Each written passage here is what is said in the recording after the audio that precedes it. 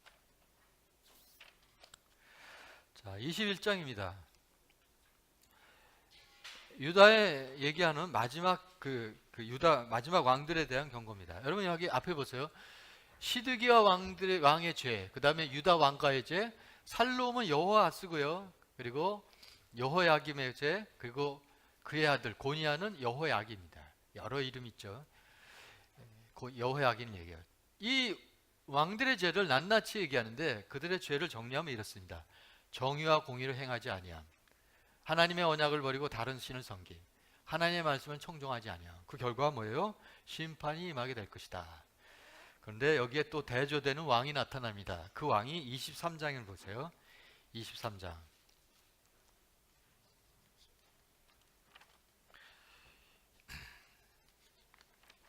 23장에 보시면은 여기서 1절부터 나오는 것이 바로 지금 앞에 있었던 그러한 왕들의 모습입니다. 내 목자는 양을 이렇게 흩어지지 않게 되냐, 양을 다 흐트러 버려요. 돌보지도 않아요. 여기 화 오라클이에요. 그래서 이런 이 목자들 모습으로 얘기하면서, 그런데 3절에 보면 당신이 직접 목자가 되시겠대요. 내가 내 양떼에 남은 것을 그 몰려갔던 모든 지방에서 모아 다시 그 우리로 돌아오게 하리니 그들의 생육이 번성할 것이라. 주님이 말씀하시잖아요. 내가 온 것은 양으로 생명을 얻고 더 풍성케 한다고. 바로 그 상이, 그분이 성취가 주님이 오신 그 말씀이죠. 그러면서 여기 말씀에 그 얘기를 해요. 5절에 보세요. 여호와의 말씀이라 보가 때가 이르니니 내가 다윗에게 한 의로운 가지를 일으킬 것이라. 그가 왕이 되어 지혜롭게 다스리며 세상에서 정의와 공의를 행할 것이라. 왜? 지금 세상이 7장과 같은 모습이었기에. 그의 날에는 유다는 구원을 받겠고 이스라엘은 평안히 살 것이며 그의 이름은 공의라 일것이라.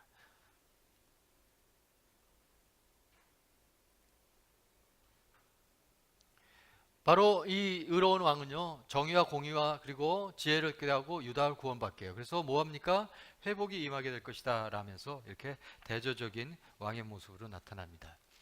자, 23장 9절을 보겠어요. 선지자들 얘기입니다. 선지자들, 여러분 선지자들의 거짓 선지자들의 죄에 대해 쭉 얘기하죠.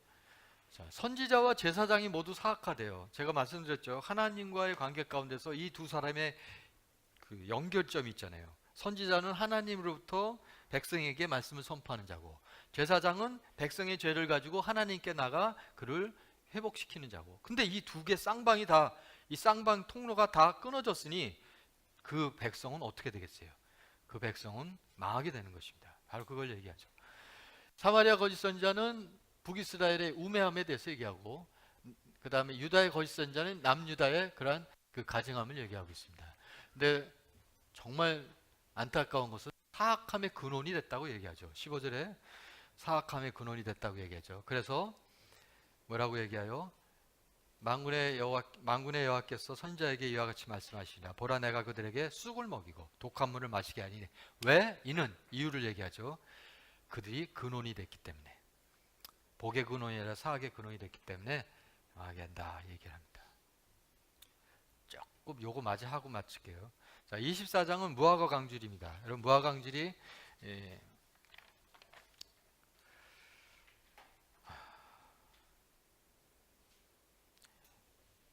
좋은 무화과, 나쁜 무화과 결정의 기준은 바로 하나님의 결정은 심판입니다. 그 기준이 바로 이 하나님의 그 결정에 순종했느냐 거역했느냐라고 그랬죠. 좋은 무화과는 갈대아 땅으로 잡혀간 유다 포로예요. 하나님의 결정이 심판이었어요. 그래서 끌려갔어요. 근데 하나님께서 그를 다시 돌아오게 했고 그를 돌보시겠다 그래서 축복이에요. 근데 축복의 이유는 하나님의 결정에 순종한 거예요. 나쁜 무화과는 시드기야와 고관들과 예루살렘의 남은 자, 그리고 애굽 땅에 사는 자들이에요. 그들은 저주를 해요. 왜요? 하나님 결정에 저항했기 때문에. 바로 그것을 말합니다. 12차 경고하고 잠깐 쉬겠습니다. 여러분, 12차 경고를 보세요. 12차 경고는 특별히 이 심판의 경고 안에 회복이 있습니다. 그것은 11절과 12절에 이 모든 땅이 폐허로 되어 놀랄 일이 될 것이며 이 민족들은 70년 동안 어떤 기한을 얘기합니다. 이 폐허가 된 기간을 얘기해요. 바벨론 왕을 섬기리라. 이것이 바벨론 포로 유수 70년입니다. 그러나 12절 여호와의 말씀이라 70년이 끝나면 어떻게 될 것인가? 내가 바벨론 왕과 이제는 그 심판이 누구한테 떨어지냐면 막대기로 사용했던 바벨론에 떨어져요. 바벨론 왕과 그의 나라와 갈대의 땅을 그 죄악, 어떤 죄악이죠? 교만의 죄악입니다. 그 죄악으로 말미암아 벌을 하여 영원한 폐허가 되게 하리라. 그래서 51장 그 부분에서 내가 그 폐허가 되게 하는 그 책, 저주의 책에다가 뭘로요? 돌멩이를 묶어서 유브라닥에 빠뜨려 버려요. 안 떠올라요. 그와 같이 바벨론은 다시 떠오르지 않을 것이다. 바로 이러한 회복에 대해서 얘기하고 있죠. 근데 잘 보세요. 25장 1절과 24장 1절을 보면요, 시대가 다릅니다. 25장이 오히려 어떻게 됩니까? 유다왕 요시아의 아들 여호야김 넷째 해래요. 이게 605년입니다. 그런데 24장 1절을 보세요. 그의 아들 얘기를 하고 있어요. 느부갓네살 왕이 유다 왕 여호야김의 아들 여고냐와 유다의 고관 목공과 철공과 해가지고 끌려간, 이게 바벨론 2차 포로예요. 이게 597년이에요. 시대가 차이가 나요. 왜 이랬을까요? 왜 이렇게 썼을까요? 왜 시대가 차이 나는데 순서로 안 쓰고 왜 25장을 뒤로 썼을까요? 왜? 이제 심판에 대해서 마지막 종교를 하면서 심판이 끝이 아니다, 회복이 있다, 그걸 알려주기 위해서 그랬던 것입니다. 계속 심판 얘기했잖아요. 제가 심판 얘기만 했더니 상해 갔을 때 어떤 그 학생인데요, 강의 시작하자마자 5분 만에 벌떡 일어나니 나가더라고요. 강사한테 굉장히 무례한 거죠. 그래가지고 제가 쉬는 시간에 물어봤어요. 선교사님한테 왜 그랬냐 했더니 저 학생은 선지서 강의 때마다 그랬대요. 저 때만이 아니라. 근데 그 학생이요, 예레미야 강의 다 듣고 나서 하나님을 알았습니다. 그 다음에 제가 갔을 때요, 그 학생이 저를 보고 한 행동은 이거였습니다. 딱 저를 보고. 그리고 그 학생이요, 아주 신실한 사람이에요. 아주 젊은 친구인데 아내하고 같이 신혼여행 대신에 SBS를 했어요. 야, 그런 사람이 있어요. 9개월. 그 다음에 간사로 섬기고 있었습니다. 여러분, 하나님은 심판이 목적이 아니에요. 하나님은 진정 회복 목적이죠. 바로 그걸 알려주기 위해서 심판 얘기하다, 아니 심판이 끝이 아니야, 심판은 끝이 있어, 그리고 회복할 거야 라는 것을 마치게 됩니다. 여기까지 12차 원고 마치고 잠깐 쉬겠습니다.